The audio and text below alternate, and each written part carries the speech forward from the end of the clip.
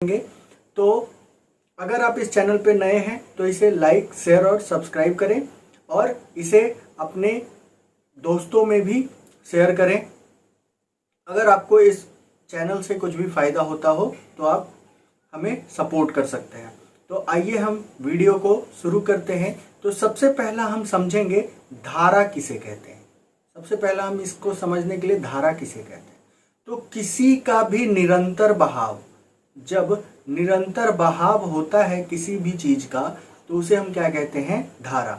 जैसे जल धारा, जल धारा। तो जल धारा क्या है, तो जब जल का निरंतर बहाव होता है, जब जल का निरंतर बहाव होते रहता है तो उसे हम क्या कहते हैं, जल धारा। उसी तरह से है हमारा विद्युत धारा, उसी तरह से हमारा क्या है, विद्युत धारा।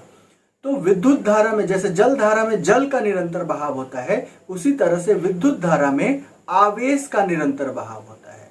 किसका बहाव होता है, आवेश का। तो जब किसी चालक से विद्युत आवेश का बहाव होता है तो उसे हम क्या कहते हैं, विद्युत धारा। जो हमारा पहला लाइन कह रहा है, यानी किसी चालक से विद्युत आवेश के बहाव को हम क्या कहते हैं, विद्युत धारा। तो हम सबसे पहले सीखेंगे कि आवेश क्या है।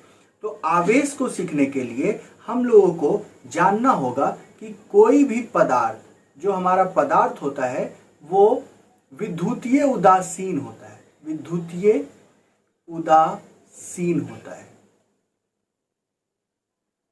और वो ऐसा क्यों होता है, क्योंकि पदार्थ बना है अणुओं का। पदार्थ किसका बना है, अणु का। और अणु किसका बना है, परमाणु का। और जो परमाणु होता है इसके तीन भाग होते हैं, इलेक्ट्रॉन, प्रोटॉन और न्यूट्रॉन। जिसके ऊपर आवेश क्या है, तो आवेश एक गुण है। क्या है, गुण है, ठीक है। और इसमें इलेक्ट्रॉन और प्रोटॉन दोनों का परिमाण, जो आवेश का परिमाण होता है वो समान होता है। आवेश का परिमाण समान होता है। और वो कितना होता है, तो वो हमारा है 1.6 10⁻19 कूलम। इस पे माइनस में रहेगा, इस पे प्लस में रहेगा। और दोनों की जो संख्या होती है, नंबर ऑफ प्रोटॉन बराबर नंबर ऑफ इलेक्ट्रॉन होता है। इसलिए कोई भी परमाणु प्राकृतिक रूप से उदासीन होते हैं, यानी विद्युतीय उदासीन होते हैं, क्योंकि इनमें प्रोटॉन और इलेक्ट्रॉन की संख्या बराबर होती है और दोनों के ऊपर जो परिमाण है आवेश का वो एक समान होता है, जिस कारण से ये विद्युतीय उदासीन होते हैं। परंतु किसी माध्यम के कारण, जैसे घर्षण, घर्षण के कारण क्या होता है, तो इलेक्ट्रॉन की संख्या में अंतर हो जाता है। अब इलेक्ट्रॉन की संख्या में अंतर होता है, उससे क्या हो जाता है, तो जब इलेक्ट्रॉन की संख्या में अंतर होता है तो किसी भी पदार्थ को हम देखते हैं, जो अणु परमाणु है हमारा, उसमें अगर हम देखते हैं तो बीच में होता है केंद्रक। बीच में क्या है, केंद्रक। और इस केंद्रक में ही है न्यूट्रॉन और प्रोटॉन।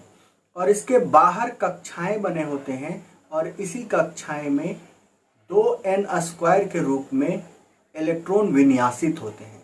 यानी सबसे पहला 2 इलेक्ट्रॉन, उसके बाद 8 इलेक्ट्रॉन। ये हम लोगों को विद्युतीय विन्यास पढ़ना होता है।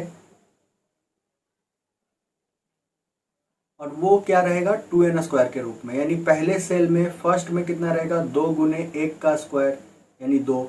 दूसरे ऑर्बिट में यानी दूसरे कक्षा में कितना रहेगा, 2 × 2 का स्क्वायर यानी 8। तीसरे में कितना हो जाएगा, तो तीसरे में हो जाएगा 2 × 3 का स्क्वायर बराबर 18। इस तरह से ये विन्यासित होते हैं। तो इसमें प्रोटॉन जो होता है वो केंद्र में होता है और ये किसी भी स्थानांतरण में भाग नहीं लेता है। तो जब इलेक्ट्रॉन की संख्या बढ़ती या घटती है तो आवेश जो होता है वो किसी, ये जो आवेश का गुण है वो किसी पदार्थ के अंदर आ जाता है। तो जब घर्षण होता है, जब क्या होता है, घर्षण होता है, जिसके कारण से इलेक्ट्रॉन का जो इलेक्ट्रॉन जो है वह स्थानांतरित होता है, जिससे पदार्थ आवेशित होते हैं, और जिनमें इलेक्ट्रॉन का प्रवेश होता है वो ऋणावेशित होते हैं, तथा जिससे इलेक्ट्रॉन स्थानांतरित होते हैं वो धनावेशित होते हैं। यानी जिसमें इलेक्ट्रॉन की संख्या कमेगी, जिसमें इलेक्ट्रॉन की संख्या कम होती है, उसमें धनावेशित आवेश होता है। जैसे उदाहरण के तौर पे हम इस फिगर में देखते हैं, तो यहाँ पे दो रॉड को लिया गया है। हम लोग दो रॉड लेते हैं, यानी छड़ लेते हैं। पहला जो होता है वो कांच का छड़ है। कांच का छड़ को जब हम रेशम के कपड़ों से रगड़ते हैं तो क्या होता है, तो कांच से इलेक्ट्रॉन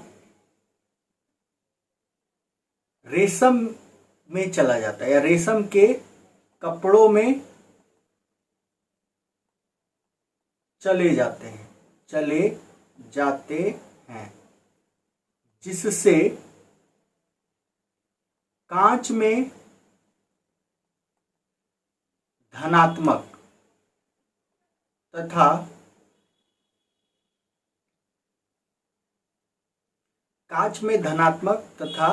रेशम में ऋणात्मक होता है। यहाँ देखो, यहाँ हम लोग अगर देख रहे हैं तो इस दोनों को रब किया जा रहा है, जिसके कारण क्या दिख रहा है, इस पे प्लस दिख रहा है और इस पे माइनस चार्ज दिख रहा है। यानी इसमें इलेक्ट्रॉन की संख्या बढ़ गई और इसमें इलेक्ट्रॉन की संख्या घट गई। यानी कोई भी आवेश किस पे निर्भर करता है, इलेक्ट्रॉन की संख्या पर। अगर इलेक्ट्रॉन की संख्या बढ़ेगी तो उसके ऊपर ऋणात्मक आवेश होगा, और घटेगी तो उसके ऊपर धनात्मक आवेश होगा। ठीक है। इसी तरह से किसमें किया गया था, तो इवनॉइट रड में। किसके साथ, तो ऊन के साथ जब एवनॉइट रड को ऊन के साथ, तो यहां पर ऊन से जो इलेक्ट्रॉन है वो किस में चला जाएगा, एवनॉइट में।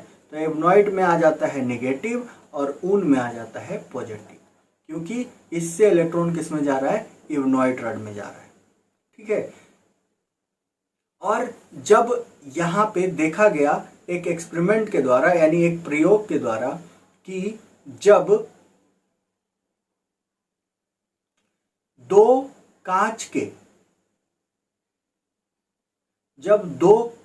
के छड़ जिनको सिल्क के साथ रब किया गया था, जब उनको पास में लाया गया तो वो दूर गए, तो उनके बीच लगा प्रतिकर्षण बल। किसके बीच लगा, यानी दो समान आवेश के बीच प्रतिकर्षण बल लगता है। दो समान आवेश के बीच प्रतिकर्षण बल लगता है। और जब एक इवनॉइट रड और एक ग्लास रड को लाया गया तो दोनों आपस में चिपक गए, जिसमें यह पता चला कि दो असमान आवेश के बीच आकर्षण बल लगता है।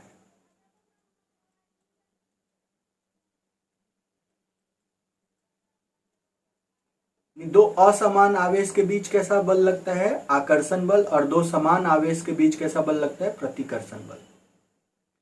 तो हम लोग यहाँ पे देखेंगे कि कोई भी जो वस्तु होता है या कोई भी जो पदार्थ है, उसमें जो परमाणु हैं वो क्या होते हैं, परमाणु विद्युत उदासीन होते हैं। लेकिन जब उनमें घर्षण होता है तो उसके कारण जो इलेक्ट्रॉन है, इलेक्ट्रॉन की संख्या में अस्थिरता आती है, और किसी में इलेक्ट्रॉन की संख्या बढ़ जाती है और किसी में इलेक्ट्रॉन की संख्या घट जाती है, जिसके कारण से उनके अंदर एक गुण उत्पन्न होता है, और उसे हम क्या कहते हैं, एक प्रकार का ऊर्जा, जिसे हम क्या कहते हैं, आवेश कहते हैं। और आवेश जो है ये दो प्रकार का होता है, ऋणात्मक आवेश और धनात्मक आवेश। तो अगर इलेक्ट्रॉन की संख्या बढ़ती है तो वो उसके अंदर ऋणात्मक आवेश आएगा, और जब इलेक्ट्रॉन की संख्या घटती है तो उसके अंदर धनात्मक आवेश आएगा। अब इसको हम लाइन बाय लाइन देखते हैं। तो यहाँ पे जैसे ही कांच के छड़ को रेशम से रगड़ने से कांच धनावेशित हो जाता है, क्योंकि रेशम से इलेक्ट्रॉन किसमें चला, सॉरी कांच से इलेक्ट्रॉन किसमें चला गया, रेशम में, इसलिए रेशम ऋणावेशित हो गए और कांच का जो छड़ होता है वो धनावेशित हो जाता है। उसी तरह से एवनॉइड रड में जब ऊन को रगड़ा जाता है तो ऊन जो होता है धनात्मक हो जाता है और एवनॉइड जो होता है वो ऋणात्मक हो जाता है। क्यों?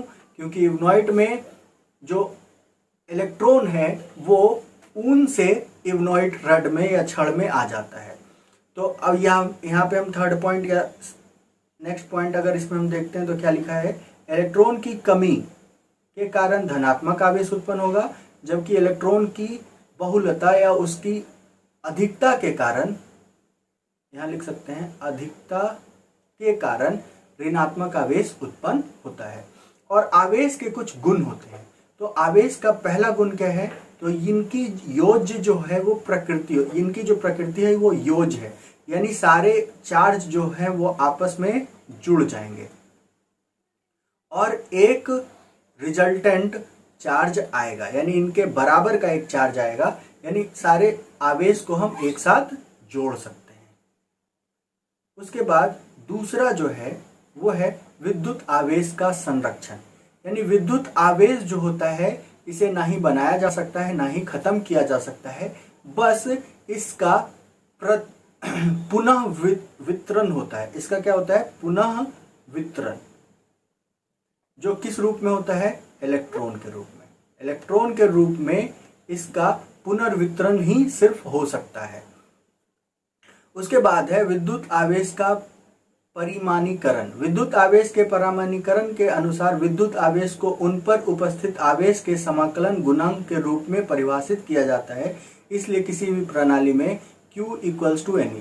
इसको अगर हम पूरी तरह से अगर समझेंगे तो इसमें सिर्फ यही कहता है कि आवेश जो है ये Ne होता है और N जो होगा वो हमेशा एक प्राकृतिक संख्या होगी। प्राकृतिक संख्या में भी पूर्ण संख्या होगी। ये क्या होगा, पूर्ण संख्या, यानी n बराबर हमेशा 1 2 3 4 5 ऐसे करके n तक हो सकता है। ये ना ही फ्रैक्शन में होगा, यानी ना ही पूर्णांक में होगा और ना ही निगेटिव, ये इसके अनुसार कहा जाता है। चार्ज एक कैसा है या आवेश कैसा है, अदिश राशि है। उसके बाद चार्ज जो है हस्तांतरीय है, यानी एक शरीर से दूसरे शरीर में हस्तांतरित हो सकते हैं। और समान आवेश, यहाँ पे इस पॉइंट को याद रखेंगे, समान आवेश एक दूसरे को प्रतिकर्षित करते हैं और असमान आवेश एक दूसरे को आकर्षित करते हैं, यानी इन दोनों के बीच में एक बल लगता है। आवेश के बीच में बल लगता है। जब दो समान आवेश होते हैं तो उसमें प्रतिकर्षण का बल लगता है, और जब दो असमान आवेश होते हैं तो उसमें आकर्षण का बल लगता है। और आवेश हमेशा द्रव्यमान से जुड़ा होता है और इसका SI मात्रक कूलम होता है, जिसे हम C से सूचित करते हैं।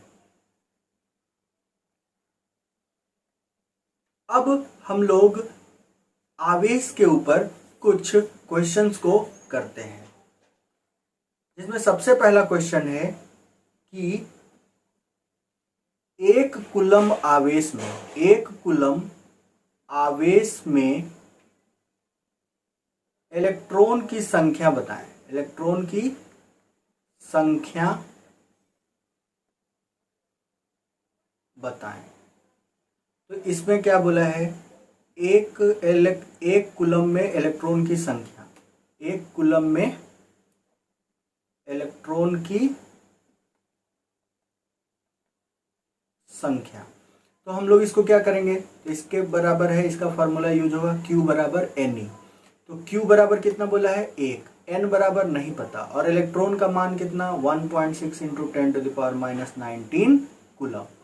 तो इलेक्ट्रॉन की संख्या बराबर, यहाँ पे लिख लेंगे N इलेक्ट्रॉन की